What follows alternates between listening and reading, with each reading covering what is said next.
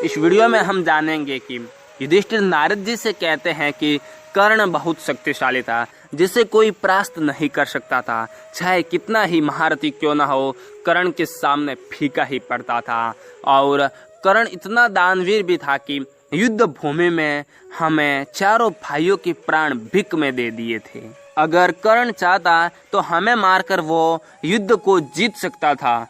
और युधिष्ठिर नारद जी से क्या क्या कहते हैं, ये जानने के लिए आप हमारा वीडियो पूरा देखिएगा। मैं हूं आपका दोस्त रतन सिंह और आप देख रहे हैं हिस्ट्री फैक्ट।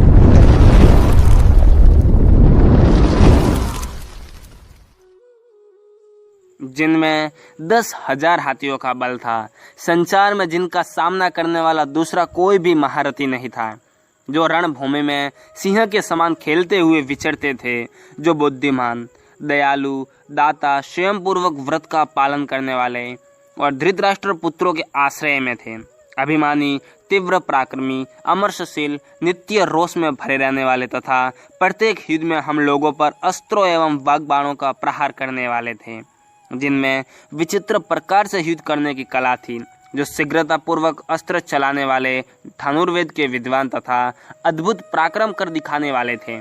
वे कर्ण गुप्त रूप से उत्पन्न हुए माता कुंती के पुत्र और हम लोगों के बड़े भाई थे। ये बात हमारे सुनने में आई है। जलदान करते समय स्वयं माता कुंती ने यह रहस्य बताया था कि कर्ण भगवान सूर्य के अंश से उत्पन्न हुआ मेरा ही सर्वगुण संपन्न पुत्र रहा है, जिसे मैंने पहले पानी में बहा दिया था। नारद जी, मेरी माता कुंती ने कर्ण को जन्म के पश्चात एक पेटी में रखकर गंगा जी की धारा में बहाया था, जिन्हें ये सारा संसार अब तक अधिरथ सूत एवं राधा का पुत्र समझता था। वे माता कुंती के ज्येष्ठ पुत्र और हम लोगों के सहोदर भाई थे। मैंने अनजाने में राज्य के लोभ में आकर भाई के हाथ से ही भाई का वध करा दिया। इस बात की चिंता मेरे अंगों को उसी प्रकार जला रही है जैसे आग रुई के ढेर को भस्म कर देती है। कुंती नंदन श्वेतवान अर्जुन भी उन्हें भाई के रूप में नहीं जानते थे। मुझको, भीमसेन तथा नकुल सहदेव को भी इस बात का पता नहीं था, किंतु उत्तम व्रत का पालन करने वाले कर्ण हमें अपने भाई के रूप में जानते थे। सुनने में आया है कि मेरी माता कुंती हम लोगों में संधि कराने की इच्छा से उनके पास गई थी और उन्हें बताया था कि तुम मेरे पुत्र हो, परंतु महामनस्वी कर्ण ने माता कुंती की ये इच्छा पूरी नहीं की। हमने ये भी सुना है कि उन्होंने पीछे माता कुंती को ये जवाब दिया कि मैं युद्ध के समय राजा दुर्योधन का साथ नहीं छोड़ सकता, क्योंकि ऐसा करने से मेरी नीचता, क्रूरता और कृतज्ञता सिद्ध होगी। माता जी, यदि तुम्हारे मत के अनुसार मैं इस समय युधिष्ठिर के साथ संधि कर लूं, तो सब लोग यही समझेंगे कि कर्ण युद्ध में अर्जुन से डर गया। अतः मैं पहले सम्रांगण में श्री कृष्ण सहित अर्जुन को परास्त करके पीछे धर्मपुत्र युधिष्ठिर के साथ संधि करूंगा। ऐसी बात उन्होंने कही। तब कुंती ने छोड़ी साथी वाले कर्ण से फिर कहा, बेटा, तुम इच्छानुसार अर्जुन से युद्ध करो, किंतु अन्य 4 भाइयों को अभय दे दो। इतना कहकर माता कुंती थर-थर कांपने लगी। तब बुद्धिमान कर्ण ने हाथ जोड़कर माता से कहा, देवी, तुम्हारे 4 पुत्र मेरे वश में आ जाएंगे तो भी मैं उनका वध नहीं करूंगा। तुम्हारे 5 पुत्र निश्चित रूप से बने रहेंगे। यदि कर्ण मारा गया तो अर्जुन सहित तुम्हारे 5 पुत्र होंगे, और यदि अर्जुन मारे गए तो वे कर्ण सहित 5 होंगे। तब पुत्रों का हित चाहने वाली माता ने पुनः अपने ज्येष्ठ पुत्र से कहा, बेटा, जिन 4 भाइयों का कल्याण करना चाहते हो उनका अवश्य भला करना। ऐसा कहकर माता कर्ण को छोड़कर लौट आई। उस वीर सहोदर भाई को भाई अर्जुन ने मार डाला। प्रभु, इन गुप्त रहस्यों को न तो माता कुंती ने प्रकट किया और न कर्ण ने ही।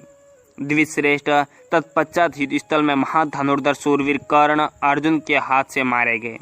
प्रभु, मुझे तो माता कुंती के ही कहने से बहुत पीछे ये बात मालूम हुई है कि कर्ण हमारे ज्येष्ठ एवं सहोदर भाई थे। मैंने भाई की हत्या कराई है, इसलिए मेरे हृदय को तीव्र वेदना हो रही है। कर्ण और अर्जुन की सहायता पाकर तो मैं देवराज इंद्र को भी जीत सकता था।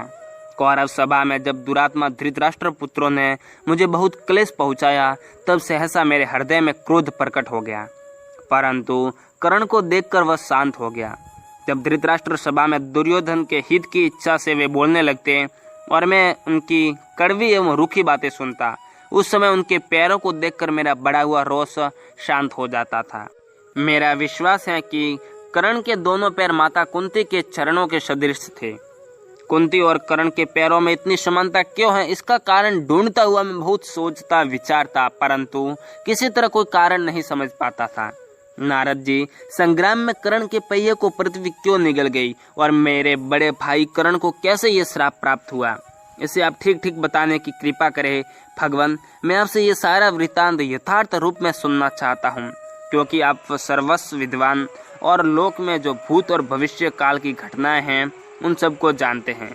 अगर आप सभी को पार्ट 2 चाहिए तो आप हमें कमेंट कीजिएगा पार्ट 2 अपलोड, तो हम आपके लिए पार्ट 2 जरूर बनाएंगे। अगर अभी तक आप यहाँ तक वीडियो देखते आए हैं तो आशा करता हूँ कि आपको वीडियो जरूर पसंद आई होगी। तो आपने लाइक तो कर ही लिया होगा, लेकिन अभी तक आपने हमारे चैनल को सब्सक्राइब नहीं किया तो सब्सक्राइब कर लो और आने वाले वीडियो की नोटिफिकेशन पाने के लिए बेल आइकन को भी ऑन कर दो।